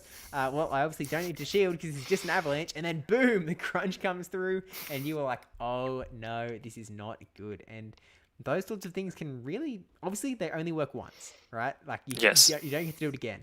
We saw it earlier with the Poliwrath then shielding the Sludge Bomb the second time it happened. But that when you only need to win 2 games out of 3, absolutely, can be a game changer for sure. Yeah, especially if it comes down to a deciding game 3, we've got that bit of random, move throwing there where people just don't expect it. They've seen the team and they go, all right, I can take this, and then next thing you know, they've gone and they've lost them on completely. So I like spicy move sets. I think they're great. So I'm hoping to see some good stuff here, especially with the availability, like you've said earlier, with Shield, that we can change move sets between games. It'd be interesting to see what the guys decide to bring against each other. Yeah, for sure. I think that it does open up the possibilities a little bit. Like maybe you have this one secret weapon that you really want to use, but you want to leave it till the very end for the ultimate champion grand finals match. And I mean, we have seen both of these teams battle before in the semi-finals. So we've seen what most of these battlers have been doing. One thing that is sort of something to think about is how Dennis's strategy of going for the bulk factor, how that might stand up against Triple Crit's team, because he does have things like the Sudowoodo that isn't as spammy, Melodic isn't as spammy as some other things, Muck isn't as spammy as some of the things like Credilli in this meta, and does that put him at some sort of an advantage or disadvantage when you're going up against something that can take quite a few charge move hits, or is it a little bit of a disadvantage maybe? I think in this particular matchup, looking at the bulky mons on Dennis's side all take super effective damage from counter Sudowoodo, it may be a point of cost here. So it'd be interesting to see what he decides to run with that. We saw earlier he was running Lapras and Snorlax together. It's just a bit of a bulky backline. Yeah, for sure. I think that the lack of spammy mons coming out here from Dennis, no dark poison types like Drapion spamming crunches might be something that's going to slow him down. But either way, there's no real outstanding mon here, and I think it's all going to be really tight. For sure. And Claire has actually mentioned in the chat that she tried to make Crunch Frostlass work, but spoiler, it did not. So maybe it's a one-time spice move. But hey, if this is a sort of set that you only need to win the once, maybe it is the perfect time for that exactly to sort of come out and play, give something a go. And yeah, from Pro June, that is exactly. I don't know if you were here 60 seconds ago, but I literally just mentioned you with that Crunch Frostlass. But also Pogo Joel coming in with the question: what's the spiciest mon we've seen today? I mean, what do you think, Fishy? I think Celio is like technically the spiciest mon, but not the spiciest mon that worked. Well, looking at the team roster, I mean, things we've seen and things we haven't seen. That Sandslash, I was disappointed that didn't get to come out. That would have been, hot on my list. But aside from that, I mean, Hyper Beam Milotic is up there for sure. Yeah, I mean, I can actually just throw it on screen. All of the teams right here. So this, no, that's last month. That's last month. Oh no, oh no. Oh, I thought that I had it all set up and it was so fancy, but it turns out I didn't. Sorry, gang. We'll bring it. We can show the teams after for sure. But yeah, Hyper Beam Melodic is one that we did get to see land the beam a little bit earlier, and it was definitely a fun one to see. But it looks like the battlers are about to get set up here. One battle is locked in, and we're just waiting for the other one. Dun dun dun. The other thing that we didn't get to see was Ducey running the Venomoth in his battles, but clearly it hasn't paid off because he hasn't made it to the finals tonight, unfortunately. Unfortunately. Very, very sad. But yeah, Crunch Frostlass was your idea. Well, hey, you used it on live stream, and that makes it public domain property. But yeah, the conversation was summoned by your appearance, Pav. But yeah, it looks like we're just getting some last minute looking at the teams to figure out what's going on. Actually, it looks like there's been some messages sent in the chat that I should maybe be paying attention to. Oh, okay. Bamboss has set up the two shields ready to go. One of them is going to be correct. One has Triple Crit's name on it. One has Dennis's name on it. Okay. Okay. So Triple Crit just asked that the tournament hadn't actually been progressed yet, so the teams didn't show up on that my opponent screen. So yeah, fair enough. Bamboss is just a little bit distracted there, but we're almost there. He must have been busy modeling hoodies for people. He couldn't. Exactly right. He was just admiring himself. He was like, yeah, I did look good in that hoodie. Maybe sorry, Tuoko, this is not getting sent your way. I'm kicking. I'm pretty confident that Bamboss has his own to look pretty swishy in. But as is being pointed out, actually, Stumpy said in the chat, timber on timber shade throwdown, but it is actually thunderous. Oh, I think he was talking about when I was throwing a bit of shade at Dusty for going 0-3. But I know he's a big boy. He can take it. Love you, Dusty. Yeah, it'll be right. I forgot that. Yeah, this stream is on that slight delay so that we don't spoil any. No one can stream snipe. I'm not sure how much of a delay it's on. What can I currently see? Hard to say. It's just the two of us on the screen with nothing else, which is what it's been for a little bit. So we may never know. But looks like Triple is deciding to pick his 3 right now. Tyler in the chat coming out saying, if Crit is running Rock Throw on his pseudo, I'd lead it. A lot of play other than Credilli and Iffy with Snorlax. Definitely. Oh, we're getting locked in here, so we are about to be good to go in the grand finals. As long as this game starts, and Fishy, take it away. Oh, look at it. It's the pseudo. Into the mark. Moveset choice here is going to be determining how well this goes for Triple. And we do see counter. So as expected, running the normal moveset, this gives Muck a slight... Well, I don't know if this is an advantage at all, because both moves are being resisted, with the chance for pseudo to go for that Earthquake as well. So shields will be threatened on Dennis's side here. Yeah, Triple getting a really nice no shield there because pseudo can tank it, and now going for the Rock Slide bait, really hoping to get a shield out of Dennis. And Dennis, a man that we know to not love using shields, has used one straight away to protect from a potential Earthquake, but unfortunately for Dennis, was not that this time. But you can see how much damage the Muck is packing onto this pseudo Widow with just Poison Jab and Thunder Punch. And the other thing to note is that Dennis is double wicked at pseudo Widow in the back, so he really needs to win this matchup. Yeah, so instant shield, and luckily is in fact the Earthquake this time, so definitely a nice shield from Dennis. And at this point, we'll be able to just Poison Jab all the way down, I believe. I think? Maybe?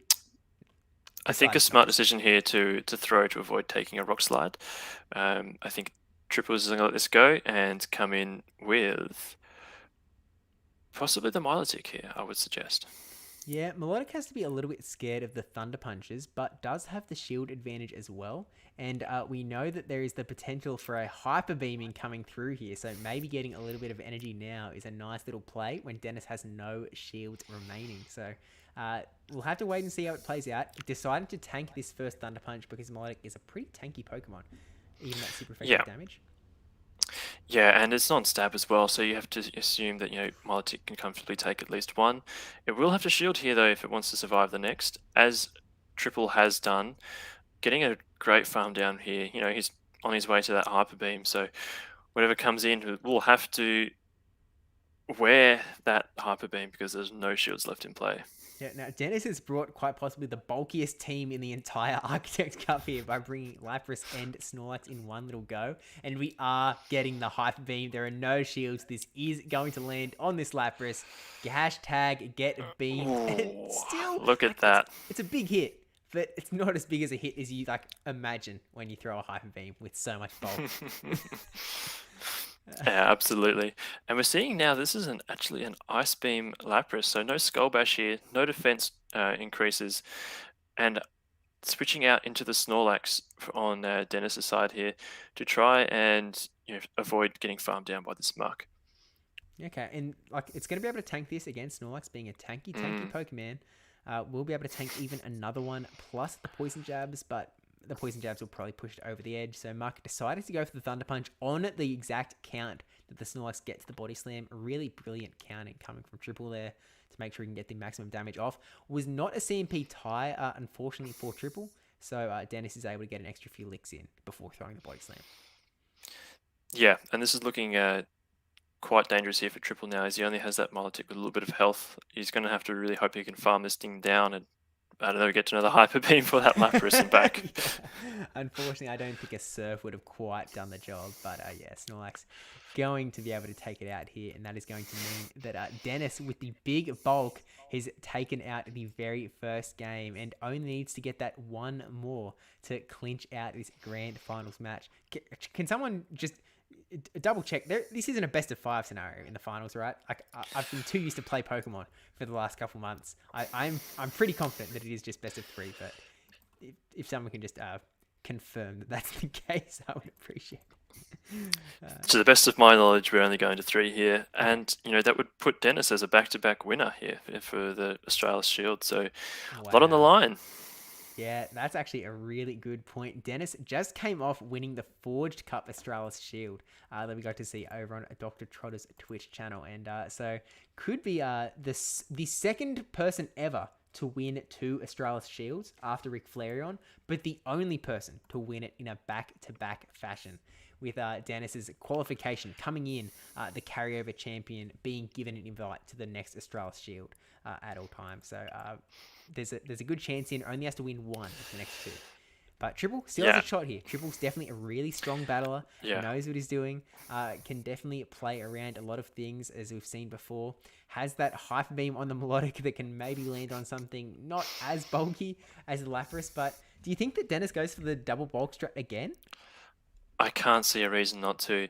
However, I think the adjustment here that we're going to see from Triple is Pseudo is going to leave the lead and head into the back, and hopefully Upper Shield go for that sweep style play with shield advantage. With that in mind, perhaps Dennis does look to change up his line a little bit and run perhaps a Pelipper in the back, something that can threaten it with super effective damage, because it will outpace those that Sudowoodo with that Rock Slide. The weather ball's coming through rapidly. The other thing to take into consideration is, does the Frostlass now come out knowing it's a little bit safer against that Sudowoodo? Yeah, I think that... I mean, I'm not sure what the best way to protect Sudowoodo is with the Lapras Snorlax sort of duo, because there isn't really another Pokemon on Triple's team that is sort of like an awesome counter to both.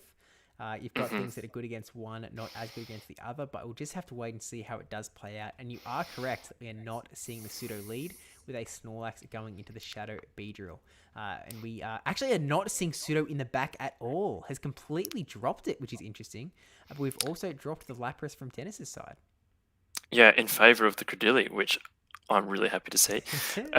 We now see the X's are coming through from the Beedrill, getting shielded by the Snorlax, and instantly switching out into that Milotic to try and really press that shield pressure. Met by that Credilli, though, this thing is going to go to town now, just ramping up all the energy. Yeah, I mean, Surfs do hurt Credilli a little bit because of its rock typing. It does a little bit more than you'd hope as a grass type, but still able to take it quite well. But alongside the Dragon Tails, Credilli can really only take one Surf, and then the second one plus the Dragon Tail is going to put it in a little bit of strife. But in the same vein, Melodic being quite a tanky Pokemon can just barely take a Grass Knot, but not by much. Not at all. That Bullet Seed just being all that's needed to farm that Milotic down. And now has the potential to threaten a Stone Edge onto the Beedrill as it comes back in.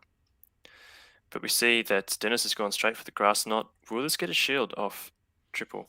Wow, really unfortunate for Triple. Not that there's too much energy difference between the Grass Knot and the Stone Edge, but every little bit of energy helps and really does sort of pressure Triple to go for that charge move as soon as possible. Just because they would have a little bit more energy in the tank. But now that is definitely going to take the Credilli out. And we'll see what comes in here. I imagine the Snorlax coming back in as it is. It's got almost 2 body slams worth of energy, going to really start to threaten this Beedrill to start shielding. Or Triple Crit lets it go. Ooh. Really just going to rely on that Muck in the back. Seeing the Court X's onto Muck. That is a big cash. Oh, and we have to shield, thinking that might be a drill run. Oh, no, Dennis.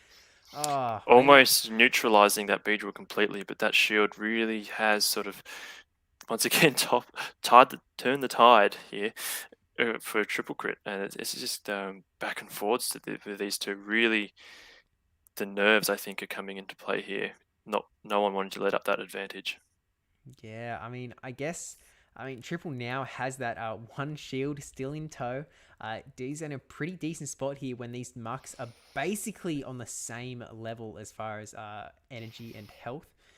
So it's really just going to be a question of who sort of throws when, who decides. So whether Triple does decide to burn that shield, whether someone tries to go for some wacky play with a crazy catch onto a Snorlax, we'll just have to wait and see. Actually, Triple has farmed up to the back-to-back Thunder Punch now. I think that this might just be enough to take this Muck out, and then it's then going to be going straight for throwing one at the Snorlax in the back. Oh, not quite. Not quite enough. And we see now that Thunder Punch coming through. Wow, this is really dangerous for triple. Had that Thunder Punch ready to go onto the Snorlax, but not able to get it off, which means, oh my Surviving, gosh. getting to the Dark Pulse. Oh no, wow. Does this do enough to KO? This is coming right down to the wire. I think Snorlax survives this. And there's like And no it health from this does. Beedrill. Gonna try and get some poison jab damage off, but the body slam No. comes off from Dennis. Dennis not And even Dennis hitting going all for the no bubbles. bubble. The absolute flex, taking down that no health Beedrill, and the Muck goes down to a single lick. And with that, we have our first ever back-to-back Arena Australis Shield champion in Dennis. What an absolute legend. Oh, wow. And really incredible plays from both. Worth saying. Yeah, beautifully played. Great adjustments there from Dennis to not stick with that double bulk team in the back, knowing that Sudowoodo could really put some pressure on. And then, interestingly enough, triple doesn't bring the Pseudo. So, super tight game, but yeah, great games by both sides of there. Yeah, look, it's no secret that they definitely both really know what they're doing. And I think that we actually might, we are going to be able to get a third battle from these guys. They are going to keep playing the third, even though we have a victor. So we get some extra content from two incredible battlers here, which is definitely always fun to see, but really, really well played from Dennis. But let's see if Triple Crit can close it out by getting one last game, get that little bit of revenge back in there, get that grit score up, as the Silph card likes to call it. But I don't know. I guess I'm sort of expecting that Dennis may still opt to leave the double bulk aside, only bring that one Snorlax, thinking that Pseudo is probably a little too dangerous. It's very scary, and you don't have like a great counter to it, I suppose. Credilli being, I guess, the best counter he's got. Even then, it's still taking super effective damage as well. So definitely both ways here. And we see now the Muck leading into the Shadow Bee. The Shadow Bee drill going to be outpacing this Muck to those super effective drill runs too. But we see an instant switch into that Frostlass, which, this Bee drill is staying in to try and throw a move and get a shield out of. Yeah, and the drill runs definitely do hurt the Frostlass, so Dennis is really going to get the pressure to shield here and does so. And now Frostlass is going to have a ton of energy, just going to farm before Beedrill gets a chance to throw another move and throw this avalanche that will definitely take the Beedrill out if Triple decides to let this go. No, opting to shield, hoping to apply a bit more pressure here. As we can see in the back line, there's nothing here that really wants to see that Frostlass, so that Dennis really has played his cards well with bringing this Frostlass in, especially on save switch to get ahead on energy quickly. Yeah, for but sure. it's let it go. Wow. Okay, I'm not sure. Never mind. I'm not sure what you bring in. I guess you can bring in the Muck. You can burn a shield on the... Maybe he was just hoping that was going to be an X as a bait. I'm not sure, because now this Muck is going to have to burn another shield at the threat of a drill run. Is correctly calling it, luckily for Dennis here, but I think we'll be able to poison jab all the way down now, but it's still a little bit of a rough position. Yep. And we're likely going to see the Sudowoodo come in here with shield advantage, only taking resisted damage from those fast moves. But no, the Muck comes into the mirror, potentially looking to burn some energy off this Muck here. Yeah, which is fair enough. I mean, not going to take this Dark Pulse as well as some other Pokemon might, but we now see the swap out after one Dark Pulse into Snorlax, so we are now getting the Sudowoodo action, and Sudowoodo has to decide whether this is going to be a Body Slam or a Superpower with the one last shield remaining in the Australis Shield tournament, and does not call it! Oh, no shield. Ouch. Wow, a lot of damage there. That really hurts. To be honest, I'm a little surprised how well Pseudo can tank that, though, and still able to get this Rock Slide off. Super high defensive Pokemon, Sudowoodo, so able to get to that next move and potentially get to another one against this Muck here. Now, Muck does have a lot of energy, not able to get just there, not able to get to it. Muck is going to be stacked against this Mirror Muck, so it's going to be a question of when you throw the Thunder Punch, when you throw the Dark Pulse, and when Triple decides to use the shield, and it is on the Dark Pulse. A little bit unfortunate for Dennis here. Well shielded there by Triple. Throwing his own Dark Pulse in return, this would be just enough, I reckon, to take out this Muck and bring it down to a 2-1 for Dennis.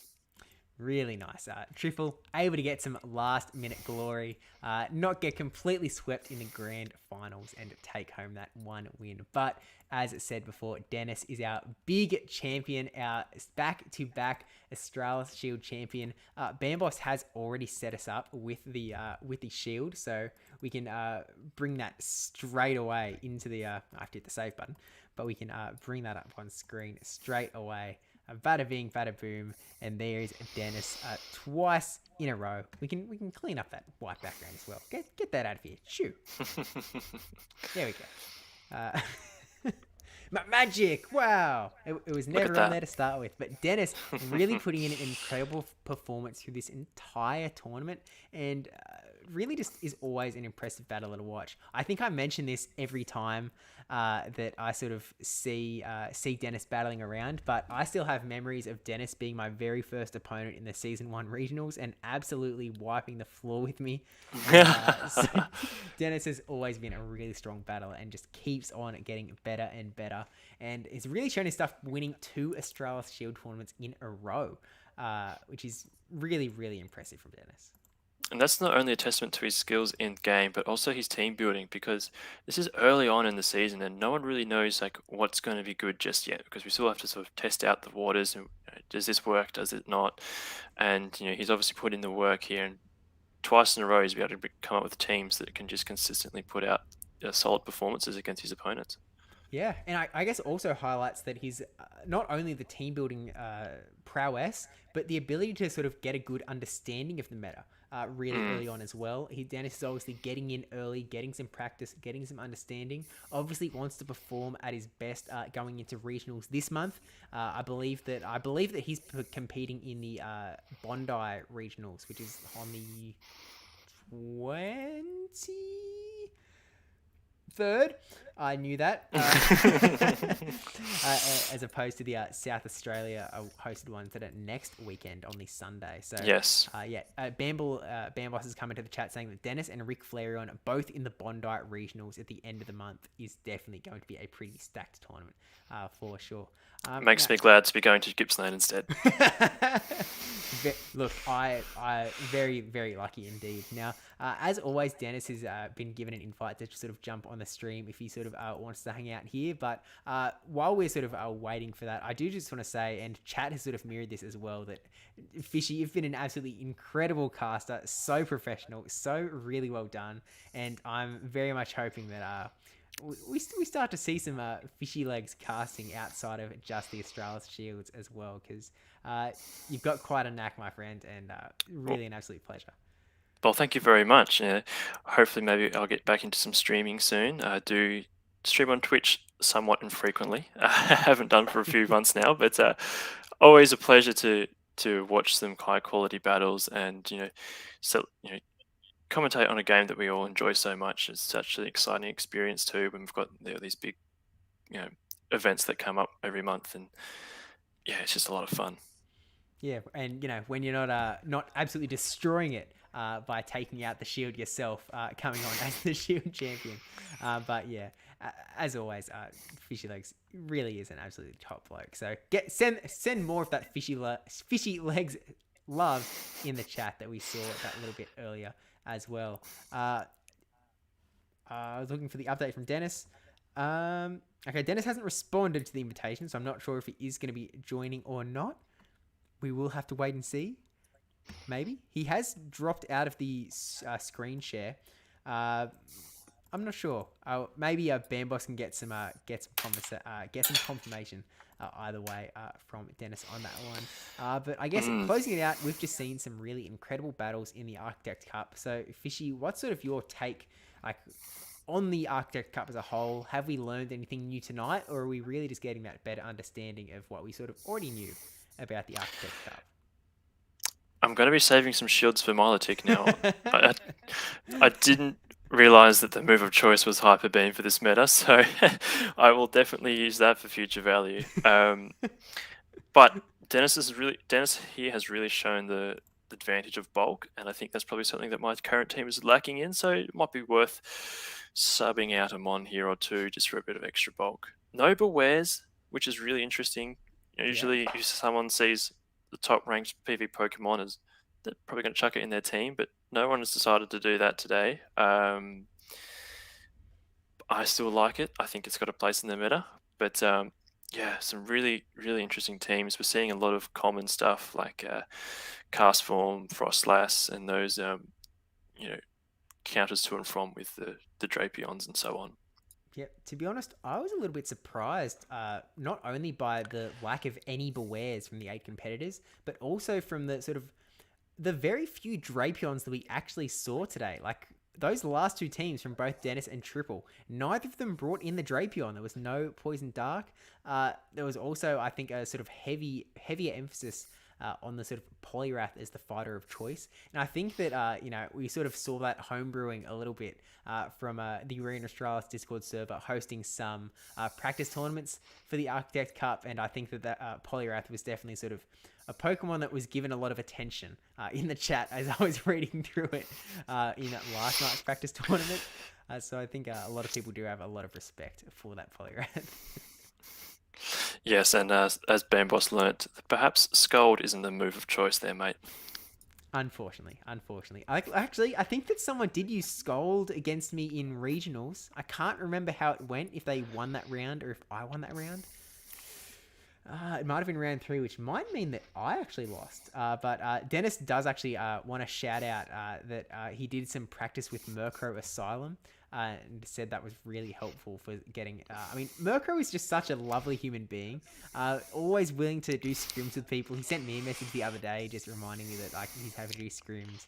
He's just a very lovely human being and is always an absolute pleasure. So if anyone does, is looking for someone to do some scrims with, Murkrow is definitely a man that not only can help you, but is a man worth helping himself as well. But I'm sort of getting the idea that Dennis is not going to be jumping on to the chat here, which might mean that we finish it up here. So I want to say again a massive thank you to Bamboss for putting all of this Arena Australis stuff together.